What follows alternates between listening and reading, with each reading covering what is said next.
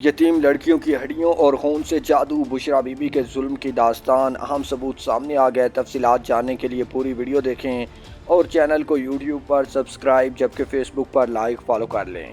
کاشیانہ welfare home کی سابق superintendent افشاں لطیف نے کہا ہے کہ سابق خاتون اول بشریٰ بی بی نے کالے جادو کے لیے کاشیانہ ہوم کی کم عمر یتیم اور لاوارث بچیوں کا خون اور ہڈیاں استعمال کی۔ ریاستی ملازم ہوتے ہوئے وقت کے فرعون وزیر اعظم عمران خان کے خلاف آواز اٹھائی۔ بنی گالہ میں مرغیاں نہیں جلائی گئی تھیں، بچیوں کو جلایا گیا۔ نہ صرف کاشیانہ بلکہ گہوارہ ماڈل چلڈرن ہوم اور چائلڈ پروٹیکشن بیورو سے بھی بچے اور بچیاں سپلائی کی گئیں۔ وزیر اعظم ہاؤس کی دیواروں پر انسانی خون کے چینٹے اور بنی گالہ میں انسانی ہڈیاں پائی گئیں۔ عمران خان کی حکومت میں کاشیانہ اسکینڈل پر خاموش کرنے کے لیے ہر حربہ استعمال کیا گیا۔ متعدد بار جان لیوا حملے کروائے گئے، غیر قانونی طور پر 2 سال تک مسلسل اور بار بار معطل کر کے بعد میں نوکری سے برطرف کر دیا گیا۔ میرا گھر جلا دیا گیا، جھوٹے بے بنیاد مقدمات میں جیل کے ڈیتھ سیل میں مقید کیا گیا، انتہائی شرمناک اور انسانیت سوز سلوک کروایا گیا۔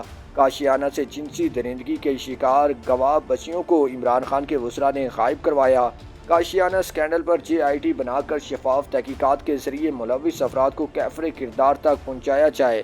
افشاں لطیف نے ان خیالات کا اظہار نیشنل پریس کلب اسلام آباد میں پریس کانفرنس کرتے ہوئے کیا۔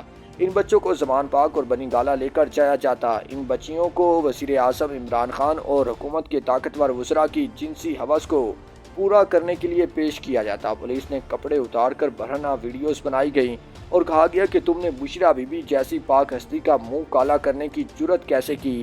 اب تم بھی کسی کو منہ دکھانے کے قابل نہیں رہو گی، اور اگر تم کاشیانہ کی بچیوں کی عصمت دری اور قتل و غارت گری پر خاموش نہ ہوئی تو وزیر اعظم عمران خان، بشریٰ بی بی اور پنجاب کے وزراء کے خلاف احتجاج بند نہ کیا تو تمہاری برہنہ ویڈیوز سوشل میڈیا پر اپلوڈ کر دی جائیں گی۔